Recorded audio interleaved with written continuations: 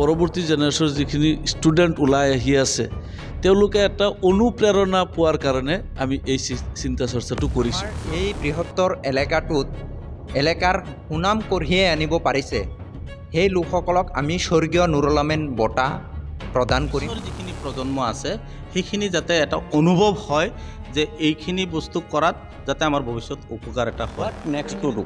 নমস্কাৰ, মই মনিৰুল ইছলাম, আপোনালোক সকলোকে স্বাগতম জনাইছোঁ দৈনিক খবৰ 24লৈ। হোৱাট নেক্সট টু ডু বুলি মই কিয় কৈছোঁ, মানে মেট্ৰিক হায়াৰ ছেকেণ্ডেৰী পৰীক্ষাৰ 10 বছৰৰ পাছত প্ৰত্যাহ্বান মোকাবিলা আৰু সম্ভাৱনা, এই উদ্দেশ্য আগত ৰাখি মুছাৰিম ফাউণ্ডেশ্যন আৰু শিলবৰী আঞ্চলিক কাউন্সিলৰ এক গুৰুত্বপূৰ্ণ সভাৰ আয়োজন কৰিছে অহা 9 মাৰ্চ তাৰিখে। আৰু মই কেমেৰা পাৰ্চন সহযোগী অনুৰোধ জনাম ভিতৰত যাবৰ কাৰণে। ইতিমধ্যে এই সভাখনক লৈ ইয়াতে প্ৰস্তুতি আৰম্ভ হৈছে। মই কেমেৰা পাৰ্চন সহযোগীক অনুৰোধ জনাম দেখুৱাবৰ কাৰণে।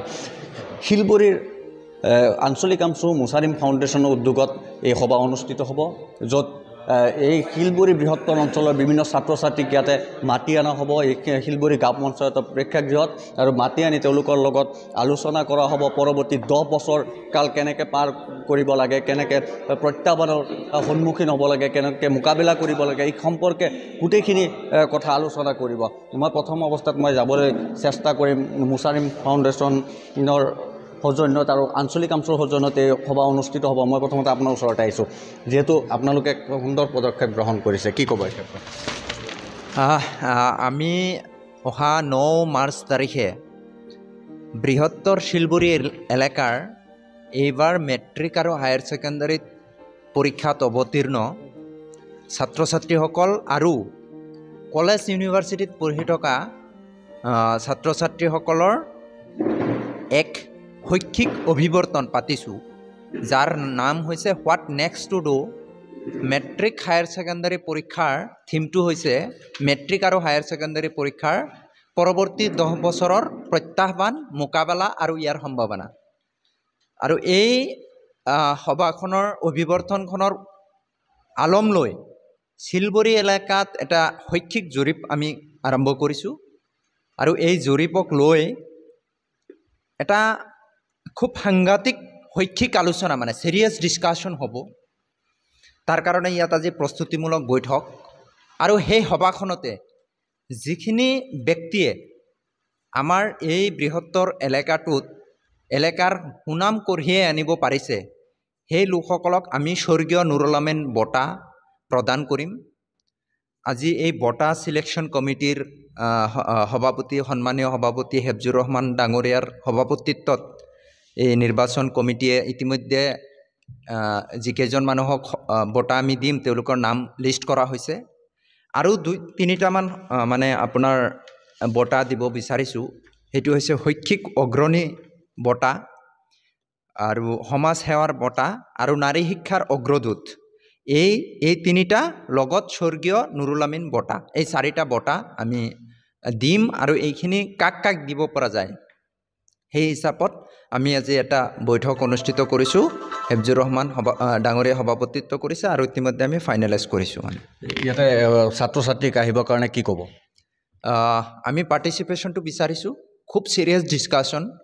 মানে এই এলেকাটোৰ যিটো ছাকচেছ ৰেট, ছাকচেছ বুলি কওঁতে সচৰাচৰ দেখা যায় মেট্ৰিক আৰু হায়াৰ ছেকেণ্ডাৰী পৰীক্ষাত ভাল নাম্বাৰ, কিন্তু সেইটো নহয়। মানে আমাৰ যিটো দৃষ্টিভংগী আছে সেই দৃষ্টিভংগীটো অকণমান বেলেগ। যদি ছাকচেছ বুলি আমি বুজোঁ তেতিয়া ডক্টৰ ৰেজাউল হক ডাঙৰীয়াক আমি বুজি পাওঁ, হাছিনা বেগম, ফৈজুল হক বা ফাৰুক আহমেদ, ইনচাফ আলী, এখেতসকলৰ নিচিনা বা আৰু 7-8জন ডক্টৰ আছে, এখেতসকলৰ নিচিনা মানুহখিনিক, মানে যিখিনি আমাৰ শিলবৰী এলেকাটোক মানে উজ্বলাই তুলিব পাৰিছে, সেই কথাখিনিৰ ওপৰতে ডিছকাশ্যন হ'ব। গতিকে খুব গুৰুত্বপূৰ্ণ মানুহ আহিব লাগে, ষ্টুডেণ্ট আহিব লাগে।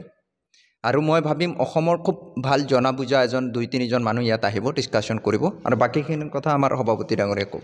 মই হেফজুৰ ৰহমান ডাঙৰীয়াৰ ওচৰত মই আহিব বিচাৰিছোঁ, যিহেতু এক সুন্দৰ পদক্ষেপ গ্ৰহণ কৰিছে আপোনালোকে, কি ক'ব এই ক্ষেত্ৰত? চাওক, আমি আজি যিটো পদক্ষেপ লৈছোঁ, আমি ইয়াতে আমাৰ বঁটা নিৰ্বাচনী সমিতিৰ এখন গুৰুত্বপূৰ্ণ বৈঠক আজি মাতিছোঁ। আজি হ'ল প্ৰথম বৈঠক। আজি এইটো বৈঠকত যিখিনি ইয়াতে আলোচনা কৰা হ'ল, আমাৰ অলৰেডি আমাৰ ছাৰ মুছাব্বিৰুল হক ডাঙৰীয়া আপোনালোকক কৈ দিছে অলৰেডি।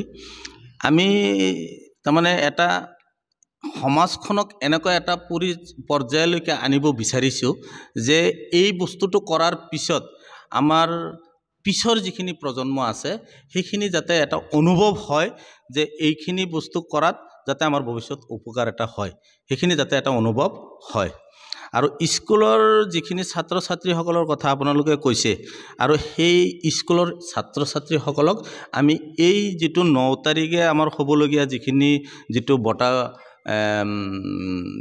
দিবলগীয়া যিটো আমি প্ৰগ্ৰাম কৰিম, সেইটো প্ৰগ্ৰামত আমি সকলো স্কুলৰ ছাত্ৰ ছাত্ৰীসকলক আমি মাতিম আৰু সেই ছাত্ৰ ছাত্ৰীসকলৰ সন্মুখত আমি এই বঁটাখিনি আমি বিতৰণ কৰিম, যাতে এই বঁটাখিনি আমাৰ সেই স্কুলৰ ছাত্ৰ ছাত্ৰীসকলে দেখা পায়, যাতে এটা অনুভৱ হয় যে এই বঁটাখিনি কিয় দিছে আৰু কি উদ্দেশ্যত এই বঁটাখিনি বিতৰণ কৰিছে। ঠিক আছে, মই ধন্যবাদ জনাইছোঁ। যিহেতু এইখন অনুষ্ঠান শিলবৰী আঞ্চলিক আমচু, শিলবৰী মুছাৰিম ফাউণ্ডেশ্যন আৰু শিক্ষক সমাজ জড়িত আছে। মই এজন শিক্ষক আছে চৌজালি ডাঙৰীয়া, মই আপোনাৰ ওচৰত আহিব বিচাৰিছোঁ। ছাৰ, এটা সুন্দৰ পদক্ষেপ গ্ৰহণ কৰিছে, অহা 9 তাৰিখত এখন সভা অনুষ্ঠিত কৰিছে আপোনালোকে, কি ক'ব? চাওক, আজি স্কুলত থকা অৱস্থাতেই মাননীয় আমাৰ মুছাব্বিৰুল হক ডাঙৰীয়াই মোৰ হোৱাটছআপত পঠাইছে চিঠিখন, আমন্ত্ৰণী পত্ৰখন। ময়ো এই চিলেকশ্যন কমিটিখনৰ এজন মেম্বাৰ হিচাপে মোক তেওঁলোকে অন্তৰ্ভুক্ত কৰিছে। মই আহি উপস্থিত হ'লোঁ। আমি এটা উপলব্ধি কৰিছোঁ আজিৰ এই মিটিঙত যে এইটো এটা আমাৰ এই এণ্টায়াৰ শিলবৰী অঞ্চলৰ প্ৰথম পদক্ষেপ এইবাৰেই কৰা হৈ আছে। ইয়াৰ জৰিয়তে আমি এটা আশা কৰিম যে আমাৰ উঠি অহা প্ৰজন্মটোৱে, যে পৰৱৰ্তী জেনেৰেশ্যনৰ যিখিনি ষ্টুডেণ্ট ওলাই আহি আছে, তেওঁলোকে এটা অনুপ্ৰেৰণা পোৱাৰ কাৰণে আমি এই চিন্তা চৰ্চাটো কৰিছোঁ। আমি যিসকল ব্যক্তিক আজি বঁটাৰ কাৰণে চিলেকশ্যন কৰিছোঁ, তেওঁলোক হ'ব আমাৰ আইডিয়েল পাৰ্চন। তেওঁলোকক চাই যাতে আমাৰ পৰৱৰ্তী ষ্টুডেণ্টখিনিয়ে এটা অনুপ্ৰেৰণা পায়, তেওঁলোকেও যাতে মনত এটা কম্পিটিশ্যন ভাৱ মনত বান্ধি লয় যে আমিও এটা দিন গৈ এই সমাজখনত প্ৰতিষ্ঠিত হ'ম, আমি সুনাগৰিক হ'ম। আজি আমাৰ কম্পিটিশ্যনটো হয় ক'ত গৈ? মেট্ৰিকৰ আৰু হায়াৰ ছেকেণ্ডেৰীৰ ৰিজাল্ট আৰু নাম্বাৰৰ ওপৰত। সেইটোৱে ছাফিচিয়েণ্ট নহয়। আমি নাম্বাৰ কেৰি কৰাটো আমাৰ ডাঙৰ উদ্দেশ্য নহয়। আমাৰ উদ্দেশ্য হৈছে আমি যোগ্য নাগৰিক হিচাপে গঢ় দিয়া। গতিকে এই ক্ষেত্ৰত আমি ষ্টুডেণ্টখিনিক যদি সাঙুৰি ল'ব পাৰোঁ, তেতিয়াহ'লে আমাৰ ষ্টুডেণ্টখিনিয়ে এটা অনুপ্ৰেৰণা পাব আৰু তেওঁলোকেও নিজৰ জীৱনক নিজকে প্ৰতিষ্ঠিত কৰিবলৈ সক্ষম হ'ব। এই উদ্দেশ্যেই এই চিন্তা চৰ্চা কৰা হৈ আছে। গতিকে মই ভাবোঁ এইটো এটা ভাল পদক্ষেপ। যিসকলে মেট্ৰিক বা হায়াৰ ছেকেণ্ডেৰী দি আছে বৰ্তমান সময়ত, তেওঁলোকক কি ক'বা আহিব?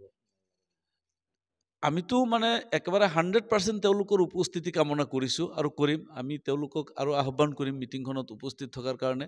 তেওঁলোকে বুজি যাওক যে আমাৰ উদ্দেশ্যটো কি। ইয়াততো আমাৰ ব্যক্তিগত কোনো বেনিফিট নাই।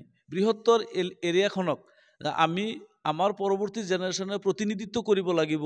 শিক্ষাৰ ফালৰ পৰা, স্বাস্থ্যৰ ক্ষেত্ৰৰ ফালৰ পৰা, সমাজ সেৱাৰ ফালৰ পৰা, কৃষি কাৰ্যৰ ফালৰ পৰা, যাতে আমি আমাৰ সমাজখনক চাৰিও দিশত আমি ডেভেলপ কৰিব পাৰোঁ। আৰু এই ক্ষেত্ৰত ছাত্ৰ ছাত্ৰীৰ ভূমিকা কি হ'ব, এই কথাটোৱে তেওঁলোকক বুজাই দিয়াৰ কাৰণে আমি এইটো কৰিছোঁ। গতিকে ছাত্ৰ ছাত্ৰীখিনি অহাটো আমি একেবাৰে 100% কামনা কৰিম। ঠিক আছে, মই ধন্যবাদ জনাইছোঁ আপোনাক। আমিও যিসকল ছাত্ৰ ছাত্ৰী এইবাৰ মেট্ৰিক বা হায়াৰ ছেকেণ্ডেৰী পৰীক্ষা দি আছে, তেওঁলোকক আমি আহিবলৈ অনুৰোধ জনাইছোঁ। ইমান সময় আপোনালোকে দৈনিক খবৰ 24 চাই থকাৰ বাবে আপোনালোকক ধন্যবাদ জ্ঞাপন কৰিছোঁ।